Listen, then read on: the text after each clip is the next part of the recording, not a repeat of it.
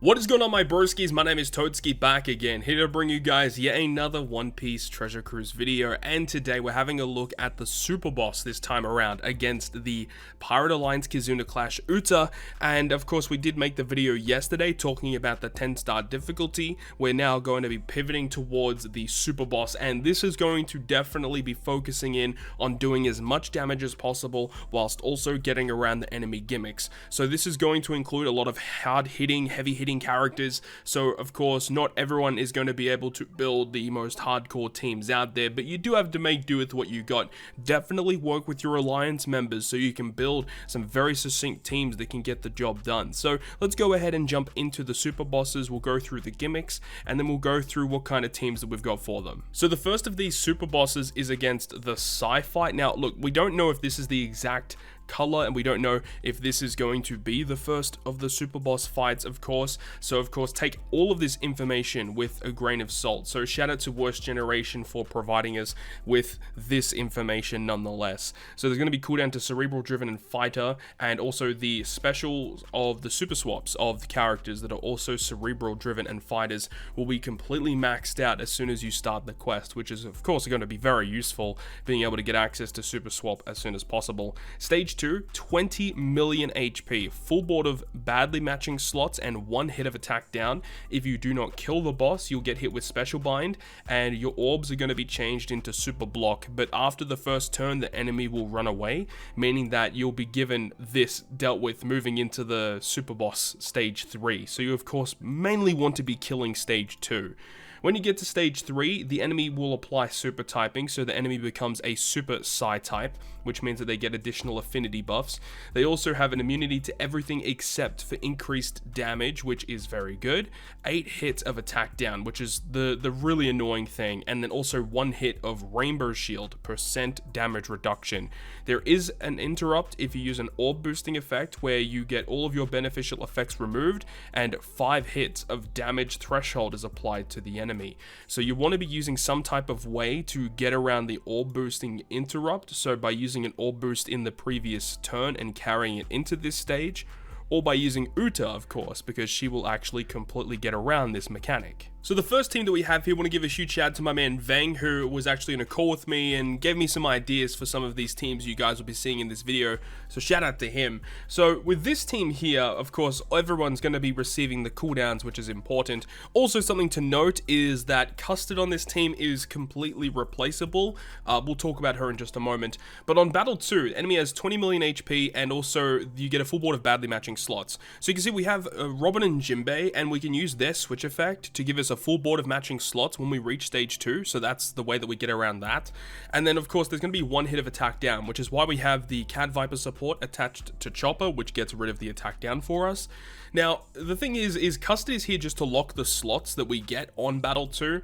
You don't have to do that. You can replace it with another character that gives you matching slots on Battle 2 and you can lock them, or just one that gives you slots on Battle 3, because we're ideally using Yamato on the final stage to change the matching slots into Wano slots so we get more damage output.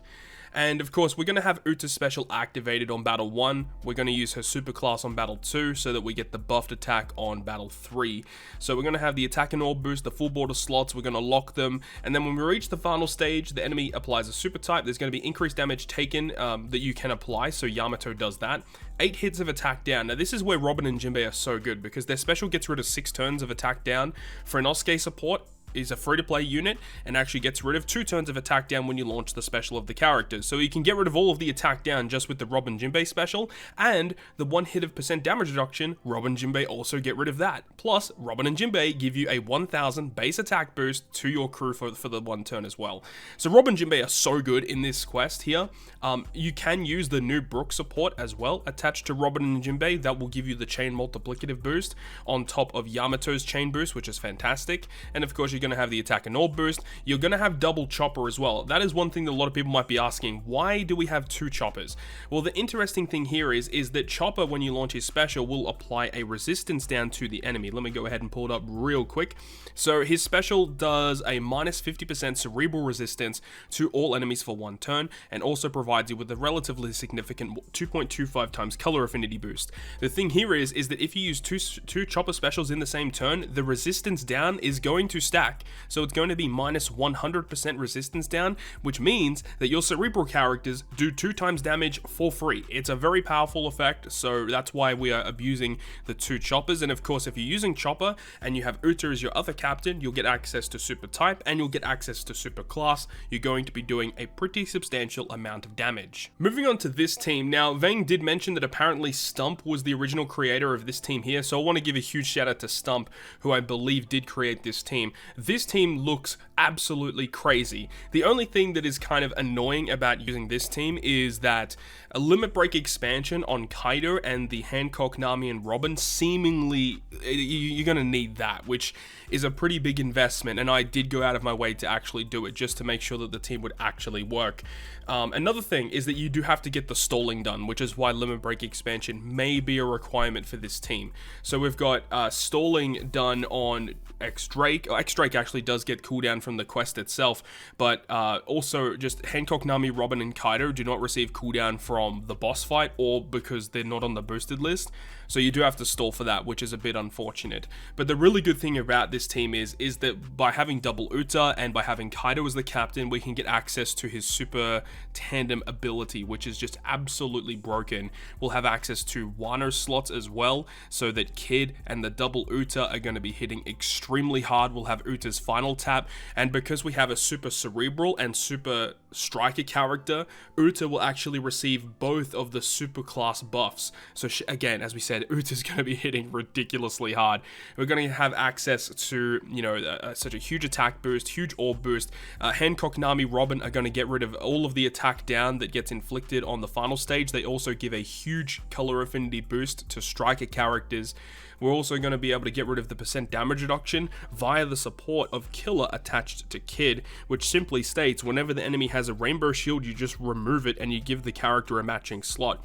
So that's awesome. And then also Kid has the tap timing effect that activates when a striker or a driven does a tap timing, which works out really good. We're going to have Drake with his chain boundary effect. And of course with double Uta, we're going to get access to a 3-turn chain boost. So we're going to have one Uta activated on battle 2, and one activated on battle 1, and then the second one activates on battle 2, giving us a full board of matching slots, locking them, giving us a chain boosting effect. We can carry that into the last stage. A Kaido super type gives us the Wano slots. We'll have his super tandem. We'll have so much damage output with this team, but the only issue is that we do need to get the stall done efficiently so that Hancock, Nami, Robin can launch their special along with Kaido on the final boss stage. Looking at the strength super boss, we have free spirit, shooter, and cerebral characters receiving cooldown, and their super switches will be maxed. So instantly you can think Usopp and Yasop are going to be very, very key here, at least for the next couple of fights, especially versus Int as well. So the second stage is 15 million HP, and they will color change into either Psy or Dex. So this is where Shanks is going to become very important because he can change them into a strength character, so you'll have type advantage against them, because if you're building, you know, a strength team, you want to be building, you know, a quick team to go against that boss, so it'll make it easier to get through this fight here. There's going to be 3 hits of a 1.1 chain lock, so you definitely want to get rid of that, and there's a very good way to do that. And there's also a 15 hit combo barrier for 2 turns, and if you do not kill them, 8 turns of bind to 3 random characters and 5 turns of ship bind. So you definitely want to kill them before that first turn. Remember that if you do not kill the boss, then this will occur and then the boss will run away. Then you got the final enemy, which will be a super type strength. You got a full immunity, so you cannot apply any sort of debuffs to them unless if it goes through immunity. You got 8 hits of attack down once again, 5 turn to despair. So with sockets, this only goes down to 2, so keep that in mind. And there's a 4 turn attack down if your chain is less than 2.9. I kind of like that they do that, which means you can use 3 times chain lockers, and that will allow you to get around it. However, they have a counter against chain lock and chain boundary, where they're going to remove your beneficial effects and give you 5 turns of attack down that if your chain is equal to or greater than 1.1. So essentially is all the time. You're not going to be getting any type of buffs at all, which is really bad. Like, this is really, really bad. You do not want to trigger this interrupt. It is awful. Just make sure you have a way to get around that, either a 3-turn chain boundary or chain lock that you activate on battle 2, or you have a support that can trigger one for you. So this is the first team that we have here. So a couple of key things is Usopp Yasop with the Brook to get rid of 3 turns of attack down, as we mentioned. We've also got the Uta special. With her double special activation, you can get rid of 4 turns of attack down. And then another key thing for this team in particular is having the Corazon support attached to Law, which does get around an additional 2 turns of attack down. Unfortunately, that Corazon is very, very unavailable for most people. So this is probably not going to be a good team for a lot of people out there, unless if you've been playing for a very, very long time.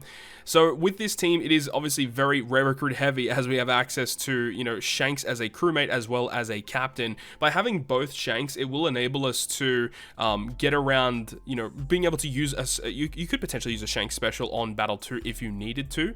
But specifically, the reason why we're doing this is because we can have both Shanks become activated, and we'll get like the buffed chain boosting effect, which is very, very cool on the last stage. Another thing, Ben Beckman, Lucky Roo, they have 3 turns of an orb boost and 3 turns of a chain boundary effect, and this is where you would be using them so that you can ensure that you can get around the attack down less than the 2.9, as well as around the interrupt.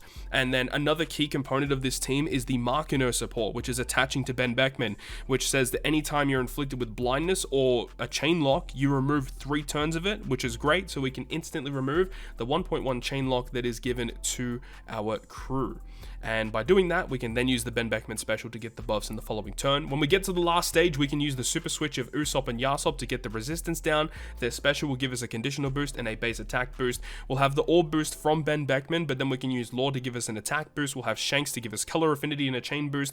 We have a lot of buffs activated here. This is going to be doing a pretty serious amount of damage, and depending on how you want to construct the team, you could replace the secondary Shanks with a Luffy character, so you can activate Law Super Tandem, which is probably what I will be doing, because my Law is at max super tandem, whereas my Shanks, or finding friend Shankses with max super tandem, is a little bit difficult to do. But I must admit that if you have Shanks at level 5 super tandem, your team is going to be just a much better team and a much more well-rounded team for getting through this quest. So this other team that we have here is a bit of an obscure one, but you can use Ben Beckman and Lucky Roo as a friend captain so that you can use their special ability to get around the chain boundary gimmick, the chain boundary interrupt on Battle 3 by using their special on Battle 2. Once again, Markino attaching to Shanks to get around the really negative effect of that chain lock. Plus, you can still use Shanks' super type to get around the type change on Battle 2. Now, a thing here is as well is that if you don't own your own Shanks, you would definitely wanting to use it as a friend captain so you can use that super type on Battle 2 to make this fight a whole lot easier. And remember that 5+ Uta does trigger the super typing effect of Shanks, and she's really good for this quest because of her double special activation being able to remove a lot of those really nasty debuffs that you may encounter. So for this quest here, you can see that we're using like Hancock on the team because she gets around attack down by 6 turns. We have the support of Pedro, which also gets around despair and attack down, and of course Uta does get around attack down herself as well as some of the despair. So you can definitely shuffle and change some of these characters around. We are definitely using more attack down removal than what we really need. So, you know, having double Uta launch gets around 4 turns of attack down, so you still need to get around an additional 4.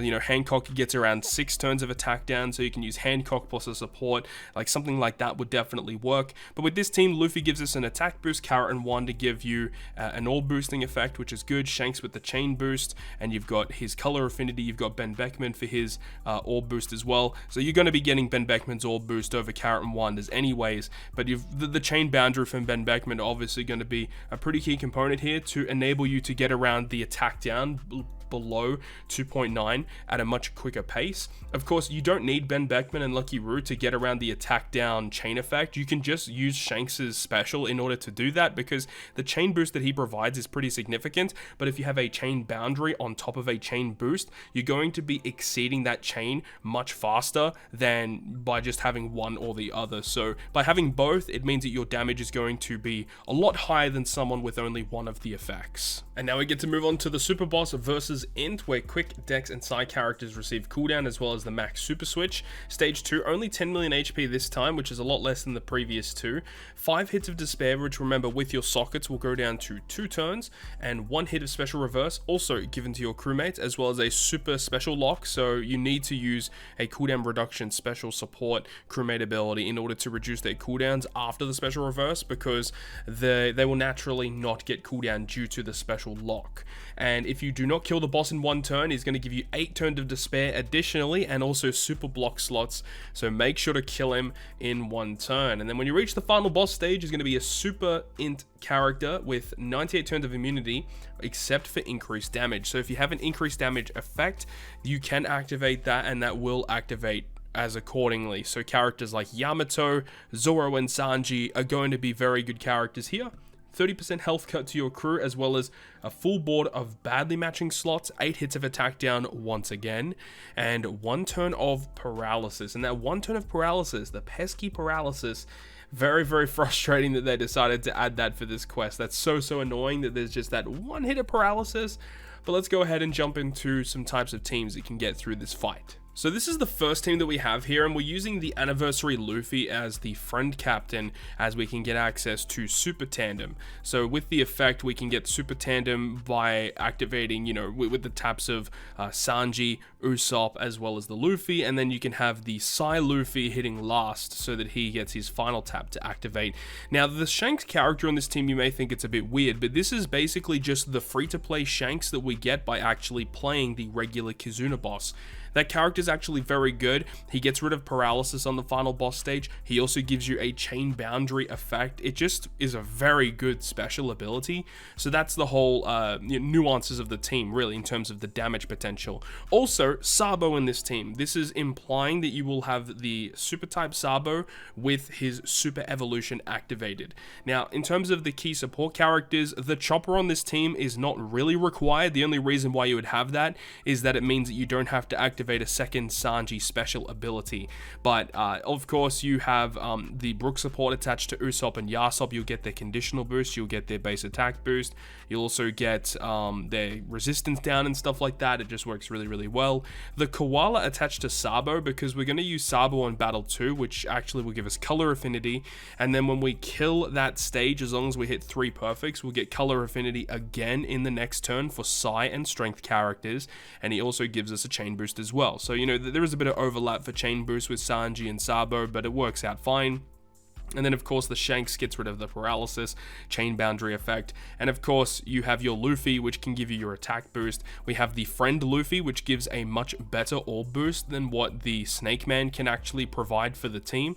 So you may want to look out for that. Alternatively, you could probably switch the positions of Sabo and the Usopp and Yasop, because the Shanks special will actually provide the bottom row slots with tandem. So that means that you can either activate Shanks' effect for Super Tandem, or you could activate the Friend Captain Luffy's effect for Super Tandem, and quite obviously the Friend Captain is going to give you a much more significant boost.